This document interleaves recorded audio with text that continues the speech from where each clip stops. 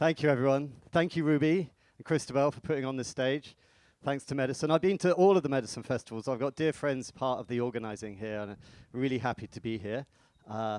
They did say, Bruce, can you come and give another talk? And I was like, guys, gave a talk last year. They're like, no, please come. And I was like, well, it'll kind of be the same one. And they're like, just come anyway. So if you were here last year, apologies. So if you feel like I'm repeating myself, feel free to shuffle on out. But if you haven't heard me talk before, or if you'd like to hear it again, I'm kind of in the same space. And I don't mind that because it is basically my entire life. There's something that I'm going to share with you that has been at the heart of who I've become, and it underlines pretty much every thought, word, and deed in my being right now, which is kind of surreal because it's quite out there, but I do feel that it's vital. And so hopefully I'm going to impart some of that. It's a little bit of a thought process, so we're going to have to I'm going to have to try and paint a picture. And what I'm going to really try and do is also give some space at the time for questions, because I never do that. It's so much. I always suck up the whole hour and then have a line of people outside afterwards asking. So I'm going to try and give space for that, which means I'll rattle through it a little bit quicker.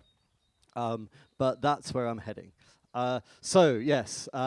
For those of you who don't know me, my name's Bruce, and as Ruby sweetly introduced, I have had the great privilege of having traveled the world living with many, many indigenous cultures.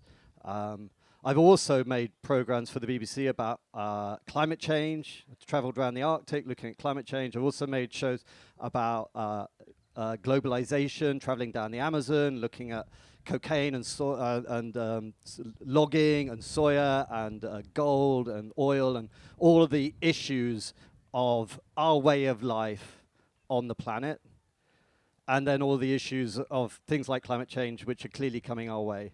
And so I had this kind of really unique and quite special package of having seen the problems firsthand while they were still being debated here. You know, is climate change man influence, human influence, and no one really telling you what's on the label of your palm oil packet, biscuits and shampoos and stuff. But for me, it was real. I was seeing it, seeing the problems, but then also having had this extraordinary opportunity to living with people all around the world who are not causing those problems in the same way.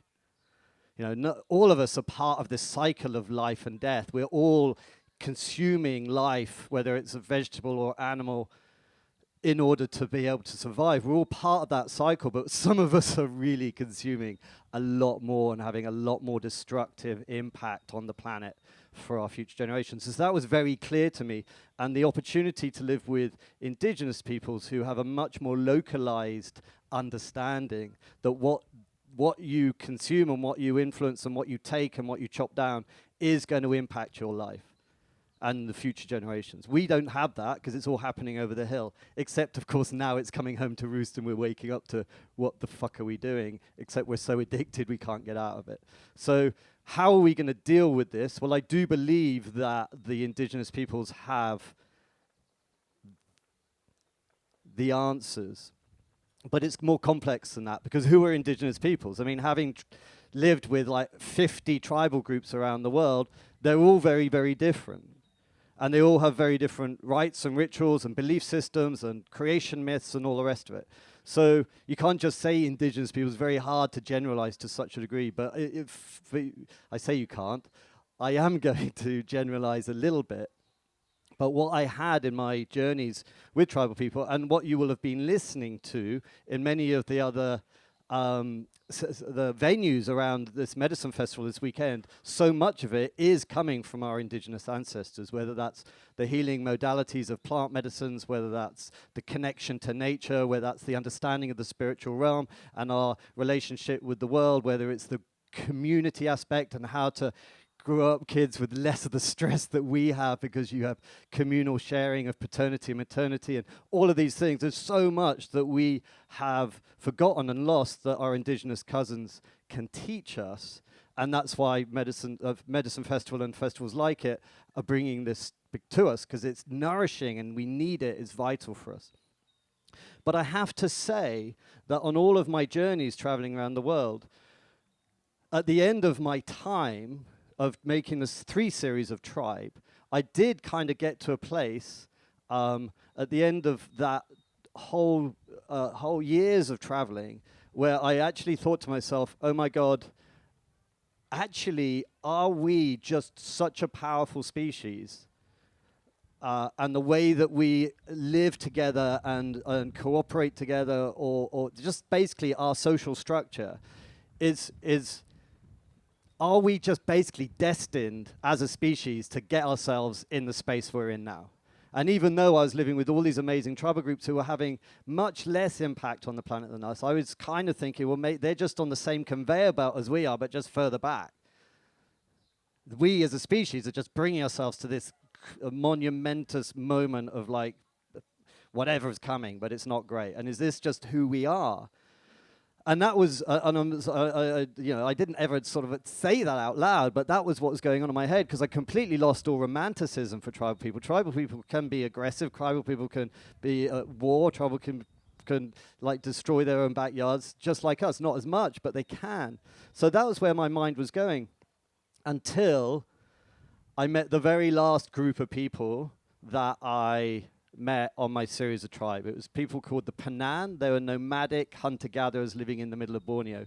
And this group just totally knocked me sideways. I was like, okay, like I kind of seen it all. I've been to the most remote places, people still using stone axes and naked running around the forest. It's not like I hadn't had lots of really unique and extraordinary experiences, but for a group to really knock me sideways was quite a thing. And they knocked me so much sideways, it's almost like, here's a different operating system. Every other group, doesn't matter how diverse or how different they all look, they're all kind of in one camp, and this group is in a completely different camp. It's like it's almost like another species. It's like, what the fuck is going on here? It was so blew me away. And just think about how that must have been, because I'd seen so much. And what it was about that group, and this is the bit I normally go into in a lot of detail, but I'm going to rattle through so we get questions, is basically they weren't in the game of power and hierarchy that everybody else is involved in. Every other tribe I'd visited had a chief, had a shaman, were involved in some way in competition, maybe with their neighbors or within the community. Every other group I'd been with was in some way involved in this game that we're all in, where we see competition and hierarchy and the meritocracy or whatever it is as just part of life, and and we think this is how it's always been. You know, that's what we're told. It's always been like that. We've even got major public intellectuals telling us, well, you know, lobsters are all competitive, and we look on television now, we see all the tooth and claw of television natural history, and then we look at our leaders telling us you've got to be competitive in the marketplace, and we're like, well, it's always been like that. But what I learned when I met the Panan was like, okay, here's a group of people that aren't working from that same operating system. And for a while, when I first met them, it was really weird for me, because it was like almost invisible. It's like, it's not something that they're like waving a sign. I'd read on the anthropological text, so here's an egalitarian hunter-gatherer society, unaffected by the Neolithic revolution, without leaders and whatever. And you're like, okay, that's cool. But like the feeling of being with them was the thing that knocked me sideways. It's like a part of me that every time I ever go into any setting, it's like, where do I fit in my status in this group? Where am I?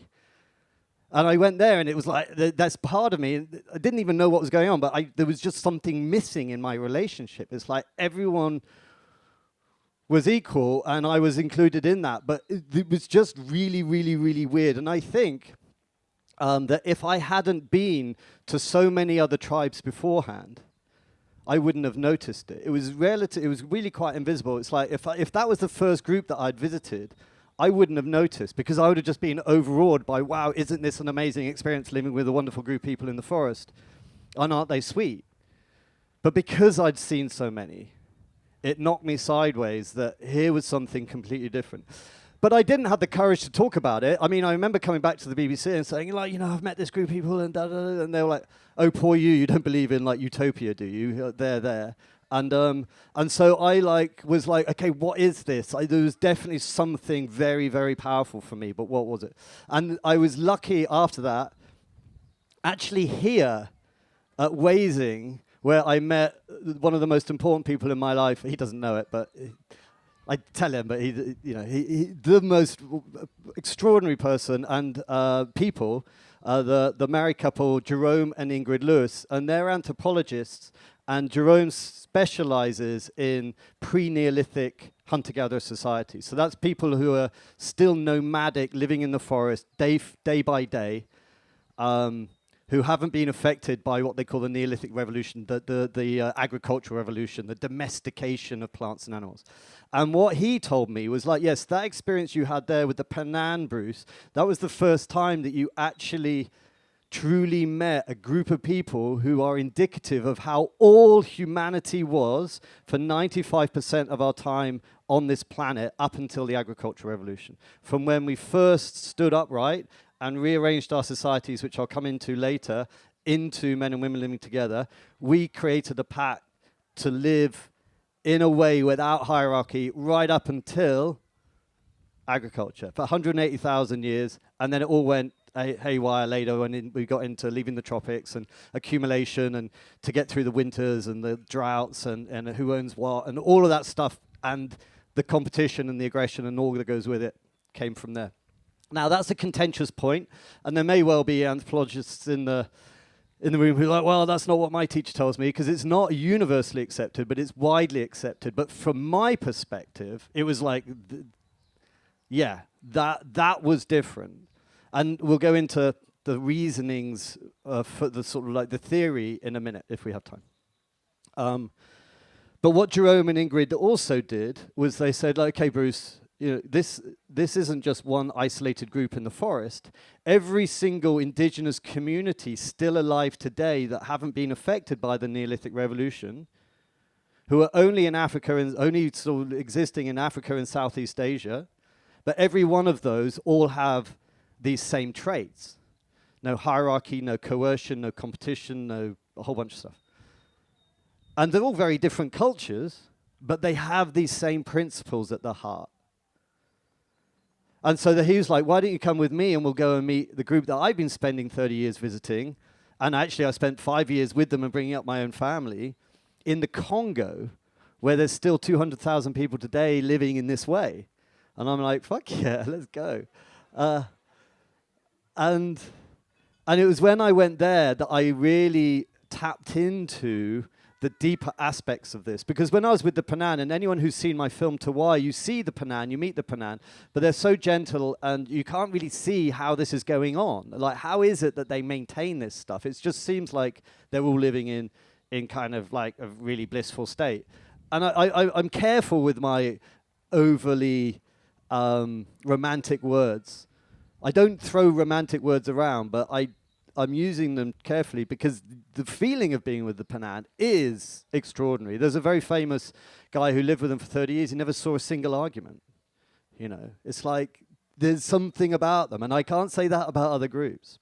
So anyway, I went off to the Congo and I met the Benjeli, which is the tribe that Jerome and Ingrid told me about. And when I was there, I was then able to see much more the tools in play of how they maintain this balance and harmony. And there's a whole bunch. But at the heart of it is the narrative. Anyone who read Sapiens, I think that guy made a really good point at how powerful narratives and stories and belief systems and all the rest of it are. It's like these are one of the largest tools that we have as a species. It's like, you can read in some places that, humans can't make friends with more than 150 people, and that's because that's the size the villages used to be, and da-da-da-da-da. And it's like, no. A narrative can spread forever. Like religion is a narrative. You can go and meet someone from another part of the world you've never met before and understand the rituals and the ideals by which you connect. Likewise, money is just a story. It's not even related to gold anymore. It's just a belief system that we have, and look how powerful that is, and that goes everywhere. So narratives are our most powerful tool that we can use to cooperate in an understanding of where it is, what our value system is, across everywhere that those people share the same narrative. And that was the narrative that they had, these pre-agricultural peoples, these nomadic hunter-gatherers, was no one is above anyone else. And if anyone tries to be in any way, shape, or form, our job as a society is to fucking sort that out. And we have a whole bunch of ways that we do that. But that's our job. Because anytime anyone gets up, it's a problem. Anytime anyone goes down, it's a problem. We're working to keep the balance. And it's not done from a communistic central Politburo redistributing wealth. It's a fully decentralized, every individual's right and job is to speak to power any time that it emerges. I remember I was with Jerome. He goes, "Oh, there's one guy here you might meet one day. He's spent a lot of time in the other communities, the villages outside, where there is hierarchy with the other African tribal people, the Bantu people." He goes, "So he's kind of got in his head that he likes this idea about leadership, but he's not a leader at all. But anyway, you might meet him. Anyway, sure enough, one day this guy comes past. He goes, 'Hi there, my name's whatever. I'm the chief here.' And this little kid happened to be walking past at the same time. He goes, 'No, you're not. You're a dick.'" And that's his role. That's his role. Likewise, I was with the Ben Jelly and we were dancing around with the guys. And I was with the guys. And they're like stocky, tough African dudes. And they pointed at this other guy at the other side of the dance floor that we created as a sort of clearing in the field. Don't forget the nomadics, they're always moving. But we cleared the dance floor to have this festival. And he said, "See that guy over there? He's the best hunter here. We all know it. Like we hunt elephants. He goes out with a wooden stake. He's the best tracker. He's the keenest. He knows all this shit. He goes out first and he stabs it with a fucking stake, and we all come in afterwards. I mean, bloody imagine the scene. But we all come in after. But he's the best hunter. We all know. But a couple of years ago, he started showing off that he was the best hunter. So of course we had to stop hunting with him, and the women refused to cook his food." Because we can't have that shit. It's just even the status, even the showing off, even the trying to get any more is a problem. The women aren't choosing the competition winner. They're not choosing the alpha male. Everyone is looking for the community as the number one thing. And imagine how different that is. It's the upside down of us. It's literally almost every aspect of our narratives that we tell each other is on its head. And there it is. And that's the motherfucker that lasted for 180,000 years. And look at the mess we're in. Because it gets out of hand. So the experience of being with these people is something else. It's quite hard for me to stand here and really describe it. It's also probably quite hard for you to get your head around it, especially as like, okay, well, thanks for the story, Bruce, but how on earth is this going to be of use to us in today's world? It's like, where's that going? Hopefully, the film I'm about to tell you about, which is all of this and more, will have some stuff that will be some stepping stones and looking forwards. But before I get there, I just want to kind of maybe paint a bit more just the sensation of being with people who genuinely are looking after each other. And who have this narrative that's so ingrained that it's not played out. There's a group of people who live in Southeast Asia called the Batek, who no anthropologist has ever witnessed any violence at all in their society, just none.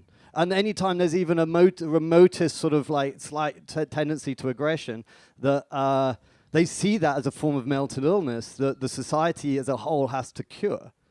I mean, this is our deep ancestry. And we wonder why we're so sensitive to status.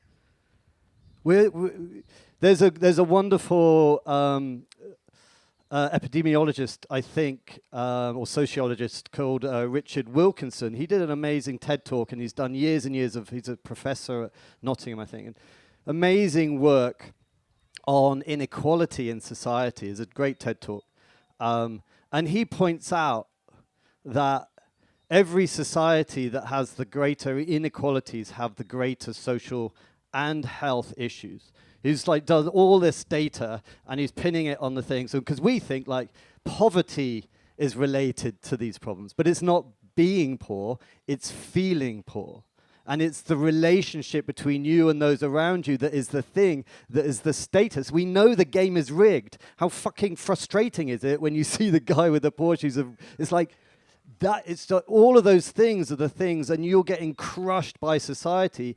It's the feeling of inequality is at the heart of the heart disease, the cancers, the incarcerations, the murders, and the statistics show it very clearly within the nation states from the stats that they give themselves to the UN and the ILO and all the rest of it. So it's that is related to what I'm saying.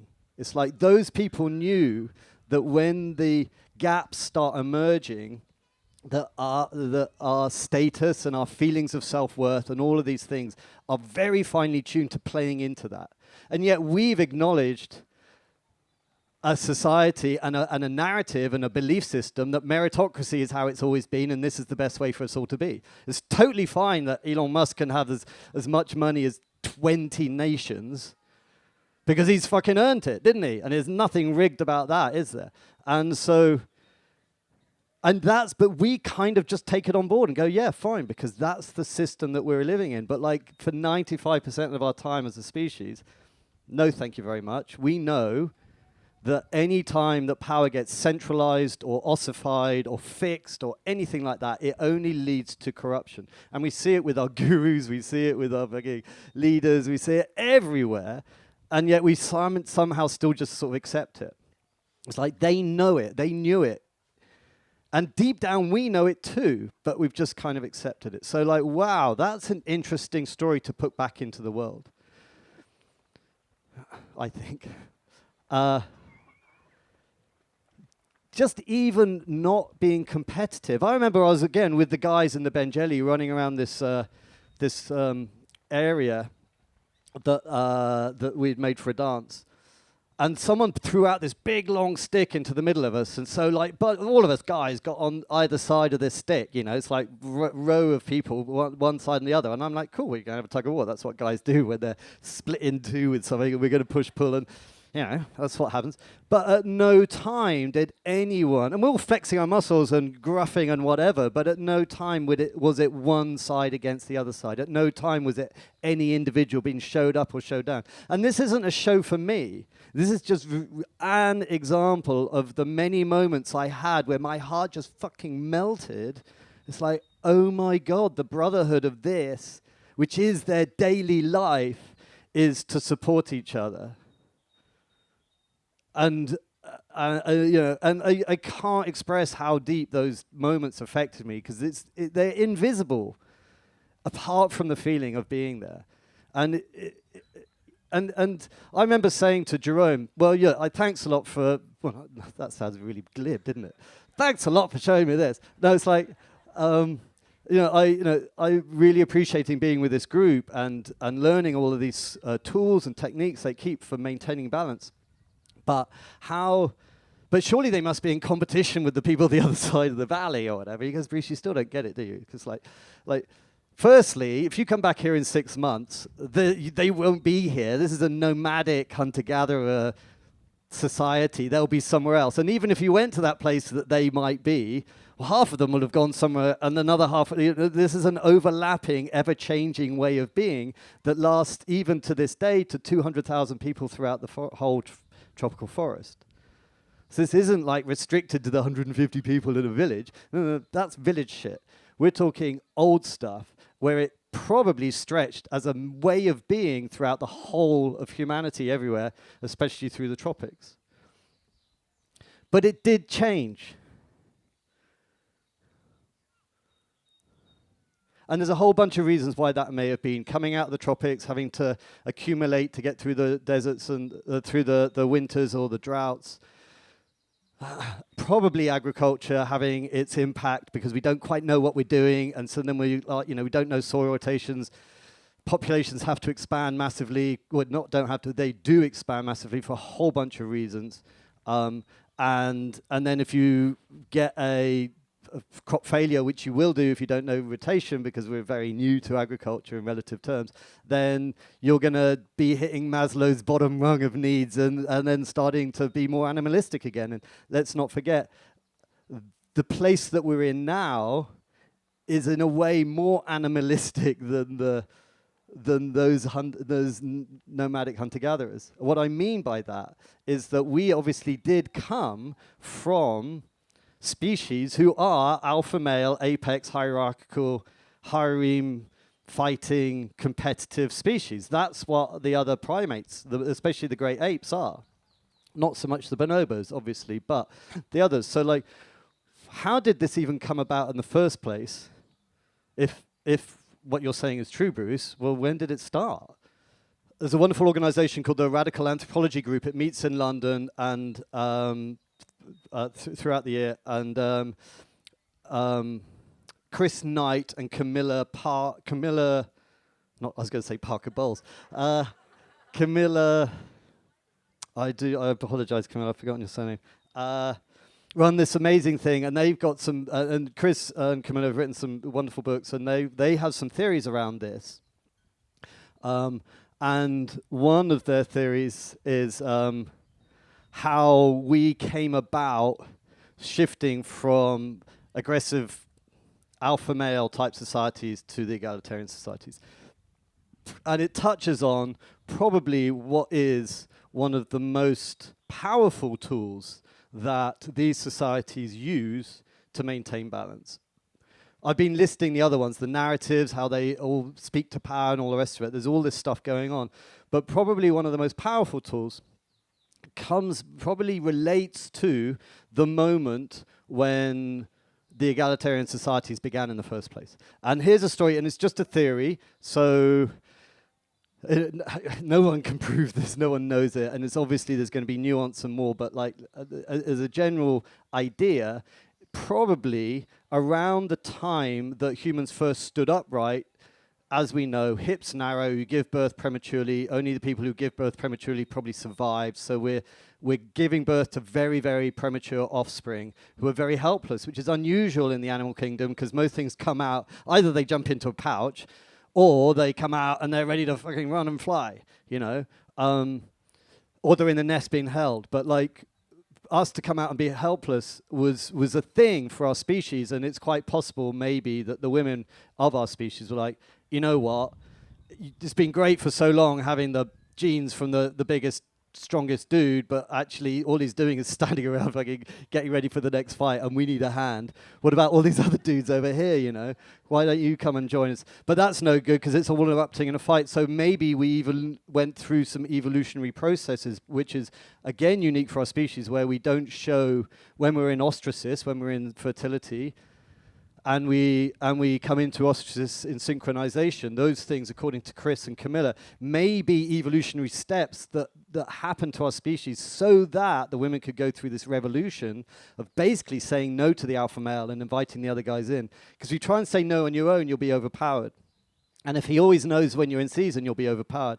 But if you can conceal that as a form of sex strike, maybe we can try and start this other type of society. It's a mad-ass theory and thought, because it would have happened over eons, but this whole, standing upright and all the rest of it would have happened over eons too, so maybe this is a transition.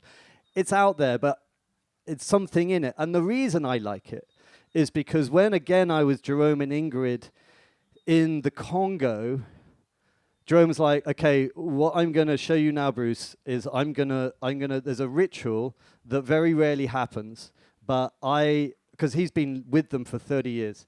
He goes, I am, and he's been initiated into all sorts of layers of things. He goes, I am going to call the Ajengi.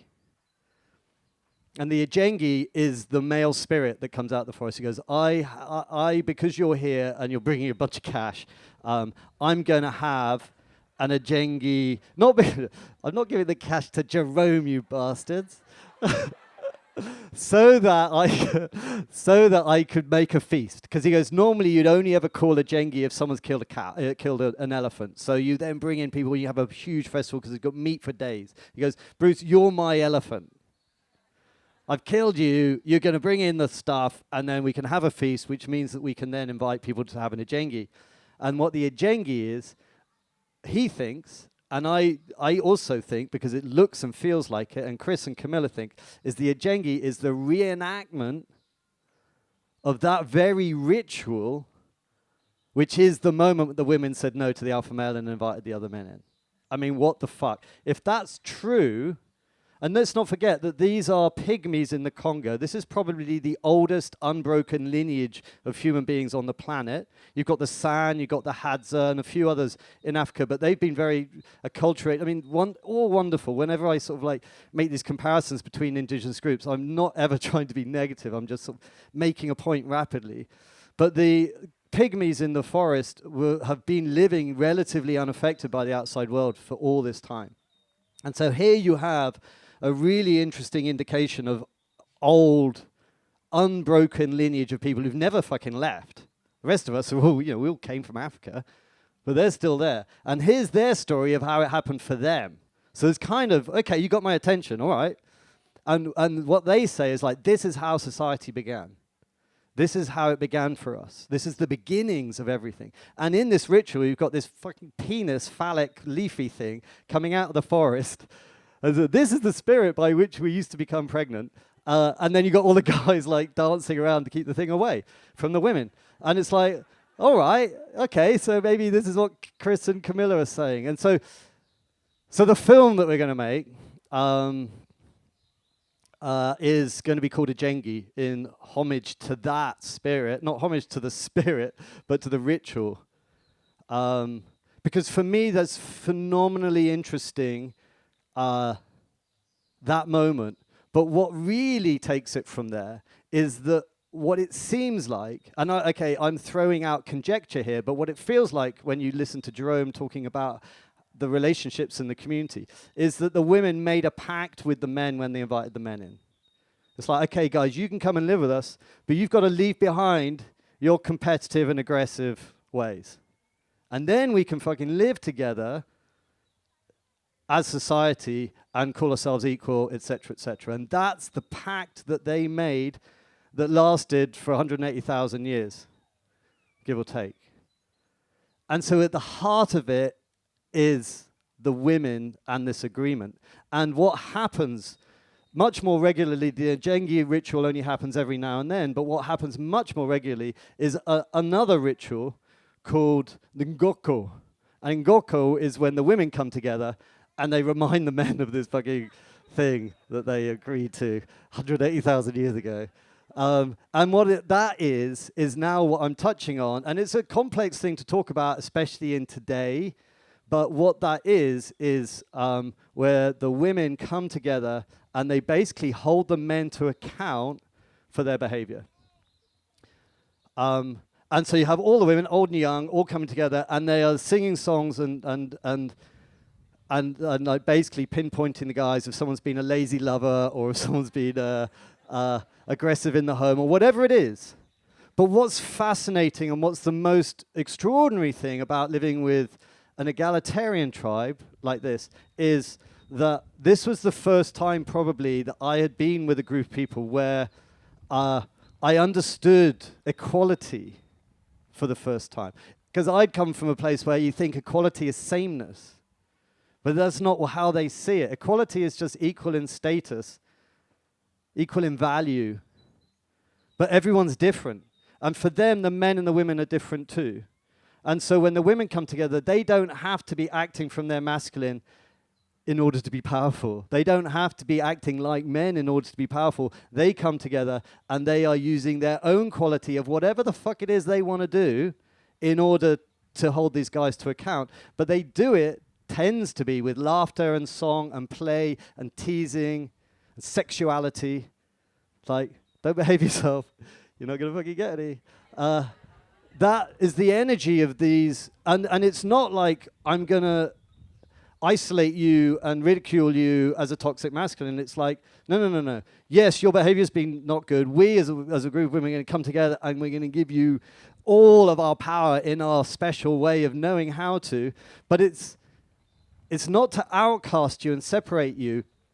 It's until you laugh at yourself and then you're back in with us. Because that's their wisdom.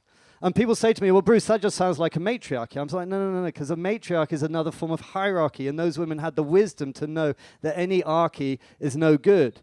So what they do is they come in, and they are probably I think almost undoubtedly the strongest force in the community, but they know that if they hold on to that, it leads to resentment and da-da-da-da-da, so they then step back and let the guys come out. The guys don't do anything like the same.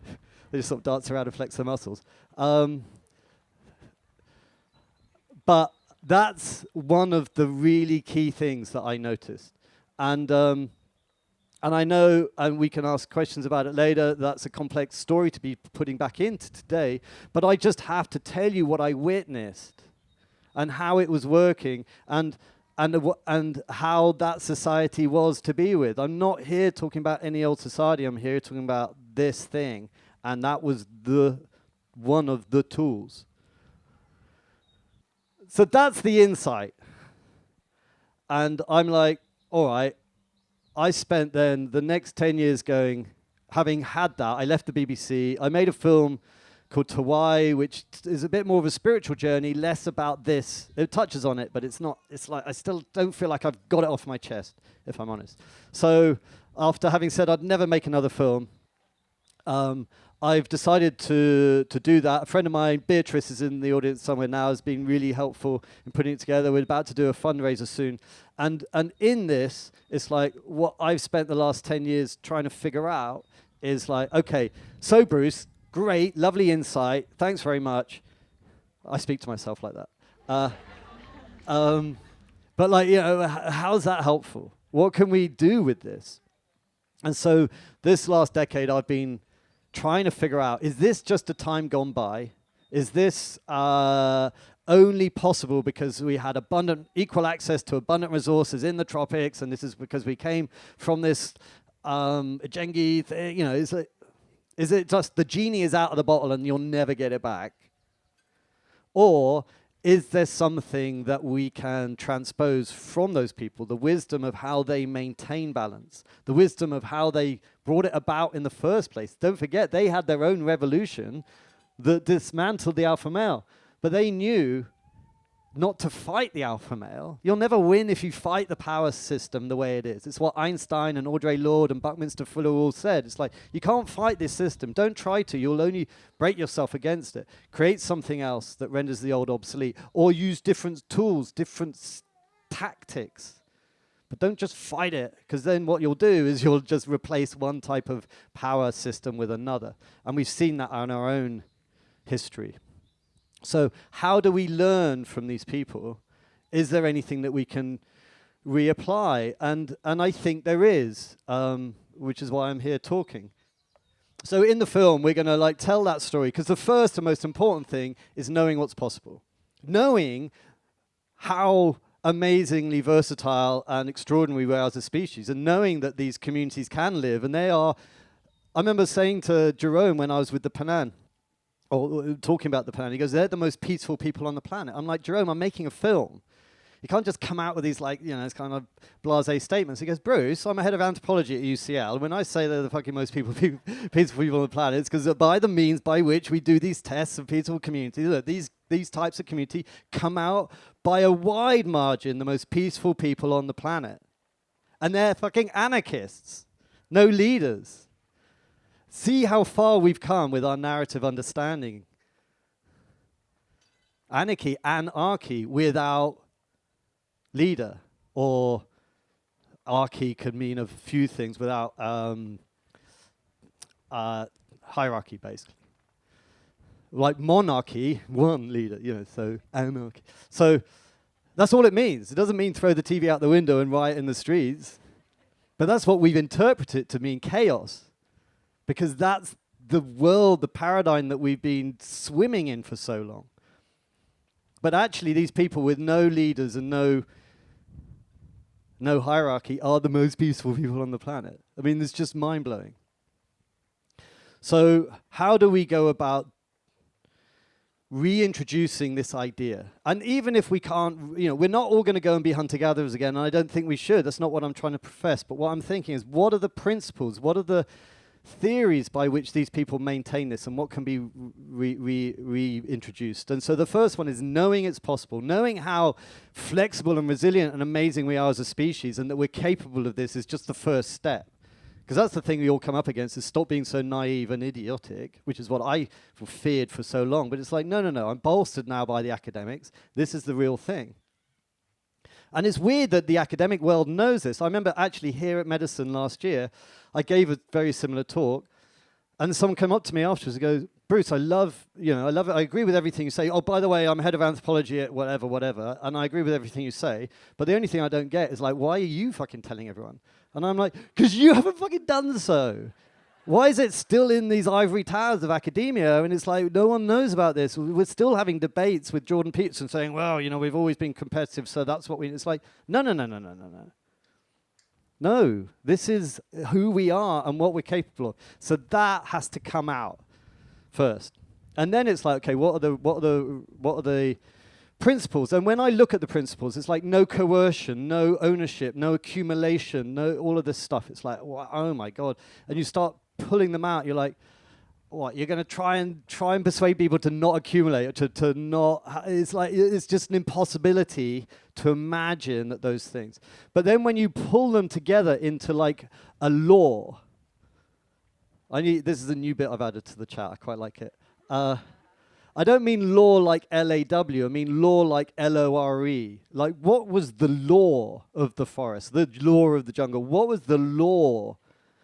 Which is like kind of the culture, the meme, the essence. And it's ultimately about power. Every one of these things that they have. So if you read in the anthropological text, it's like non-coercive societies, non-hierarchical, it's like, but each and every one of those, no coercion. Even parents aren't telling their kids what to do. If a kid wants to, as soon as you can walk, you're a fully functioning member of society, you can go and live next door if you want. Doesn't mean that the parents aren't loving and joyful and offering advice and all of that. Of course that's happening. But no one is telling anyone what to do. It's a mindfuck to think how far away that is from our lives. But you also think about it, like how much we all push back from those things. So it's like they're so subtle. No accumulation. Well, we all know accumulation. Look at Elon Musk. Accumulation in its own right is a form of power. No hierarchy, no leaders, no shaman. It's like before shamanism. Everyone had their own direct connection with the divine. They're all hunting and gathering. Anyone who's seen my film, that's what it is, to be present, to be able to catch the monkey. You've got to be in your body and senses. You're all present. To forage, you've got to be present. It's not the same as farming. We've lost that daily meditation that we used to have that kept us balanced in our minds and bodies, and therefore feeling the empathic connection with the forest that can guide us. No coercion, no ownership, no ownership. Fucking hell. Imagine.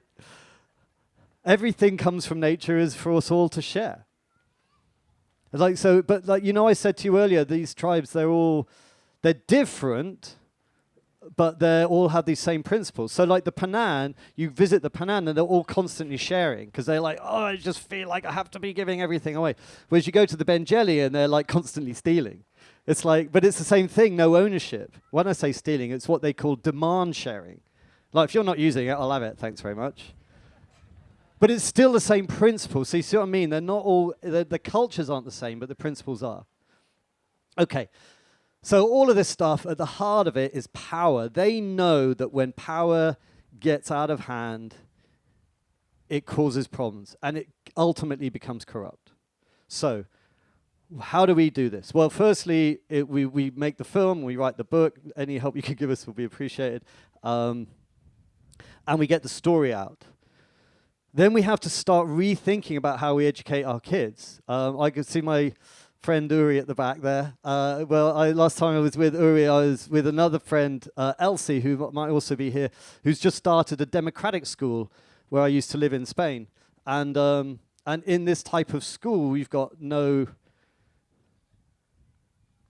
basically no hierarchy. The kids are running the show. And so what we have in most other schools is like sit in a row, do what you're told, and I'm out front. And it's no surprise we all get sent to fucking happy to march to war, or like where's my leadership? Where's my direction when there's a problem like a pandemic? It's like because we're so used to needing some kind of leadership, some authority figure to guide us. Whereas imagine if you went to school like our friends have started in Spain, and there's more of them. There's some of them around in the UK, and like. I know that this is not as easy as just what I'm about to say, because there are complications with all these things. But as a principle, trying to understand that what we're teaching kids at school, which is all about competition and hierarchy and coercion and all those things, is basically how it starts. And there are other educational systems that interrupt that and empower the individual, empower the child to make his own decisions, even in his own education, in all of that. And those schools they're fucking terrifying. Parents have always said to those kids, like, oh my God, all the kid wants to do is just play on his iPhone all day long. But the trust of allowing the urge to learn is a big thing. But there's a lot there. But there's something in it that is slightly complex in the way that we're suddenly bringing up kids. You remember the Stanley Milgram experiment and the Stanford prison experiment, all these things. They're like, well, this is human nature because we just someone with a clipboard telling you to press a button to fucking murder someone. It's like, well, they're just going to do that. It's just who we are. No, it's not. He's put an egalitarian tribesperson in front of that, and he's never going to do that. It's like, why are you telling me to do this? No. It's like our education system is at the heart of so much of our behavior as we go through, and we're invisible to it. And we're so caught up in this sort of like, well, they need to be in the marketplace so they can be productive, and all of that is this curse in a way of productivity, curse of growth, curse of everything that we have that we feel is the only way that we're going to get through. But it's because of the system. And talking about the system itself, it's like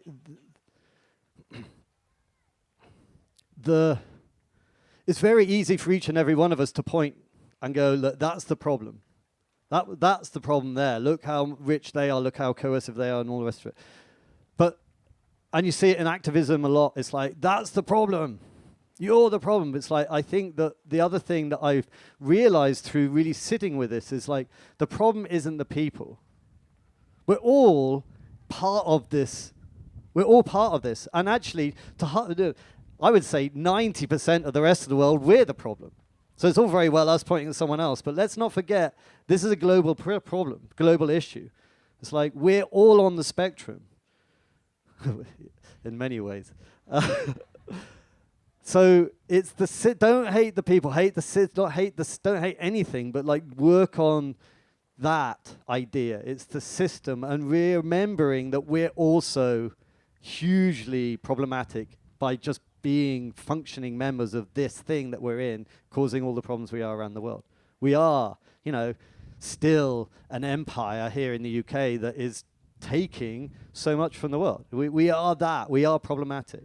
For every pound, there was an article recently, for every pound we send to Africa, we get 20 back, to all of the nefarious nonsense going on. It's like, we're still an empire. So like, remember those things when you start pointing, it's like, it's the system that has to be reconsidered, I think.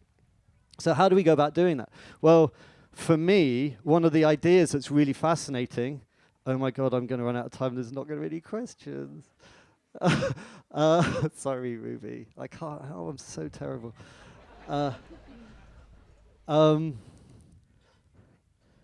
Like, we're living at a really interesting moment in time where tech, that's the first time I've mentioned tech, and my whole title was Ancient Wisdom in One. Oh my God, I'm so bad at this.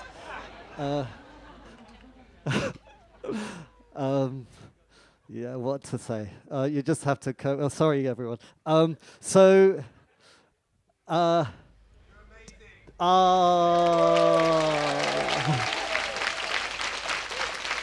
That's sweet.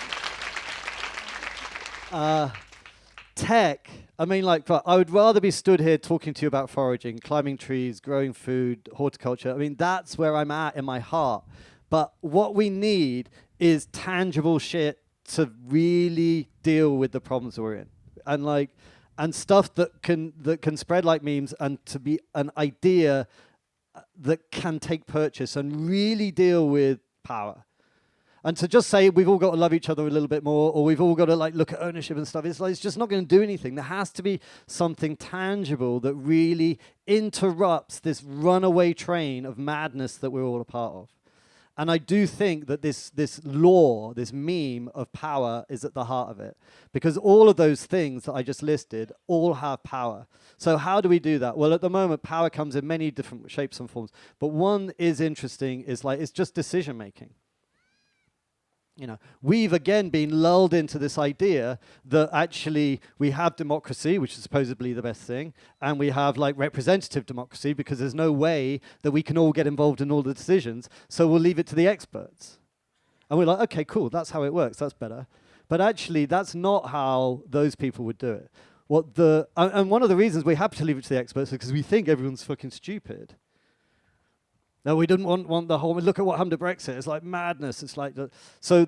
We've been lulled into believing that, and actually, if you look at the tribe where there's no violence, you look at the tribes I've been to where everybody is a fully functioning member of society. That for me tells me that there aren't people just born bad, born evil. It's all about society. The environment itself is the most powerful thing. And if we can fix that through healing and a whole bunch of stuff, we can also believe in each other and know that by coming together we can make right decisions. And yes, it might mean that we are going to have some teething problems along the way, but there's nothing that's more problematic than the direction that we're currently going in. And we know that our leaders can't make decisions for the well-being of us all because they're so caught up in their own addiction to power that they will make the decision that just gets them back in power rather than thinking about what our kids need in the future. So that is the problem. There's too much money in the middle. That central idea of the Benjeli is that power gets stuck, it gets corrupt. And we know it. Look how long we spend just listening to the nonsense of our leaders' love lives and all. It's like, what the fuck? Why can't we make decisions about real things rather than listening to the petty nonsense of all the in-party politics? No, it's like, what is actually going on? And we just buy into it and the news just feeds it to us. It's like, what the fuck? And we can do it differently, and tech now finally has arrived where we can use tech to trust, and that's what's needed. So blockchain, I'm not going to, firstly, I don't have time. Even if you hate it, even if you see the environmental issues, all the rest of it, it's coming. And our kids are going to know it.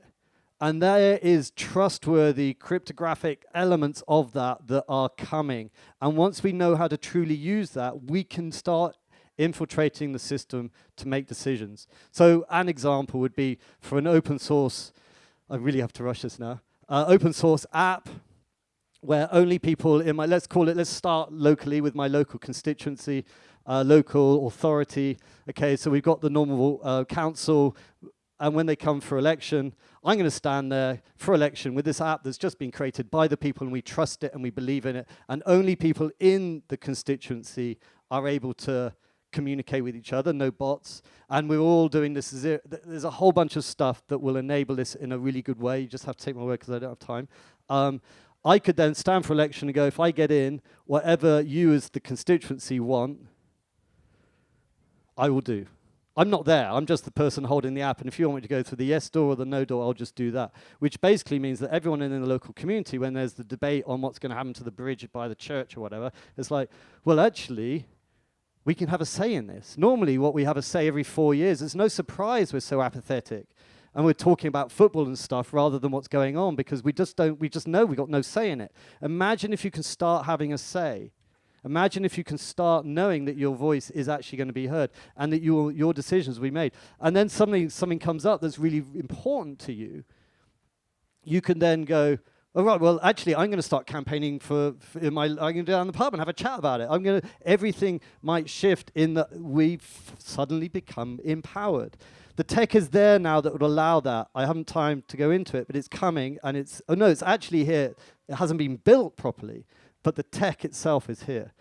And so we could start using that to literally diffuse the central power. Like the women didn't fight the alpha male. They diffused, they understood what's the energy, what's the source of energy by which he is powerful because he has the reproductive rights over us, so we're going to refuse them and do our own thing. And it's similar. It's like we're not going to fight the system. We have to use the system to get in there and then diffuse it from the inside, and we can do that.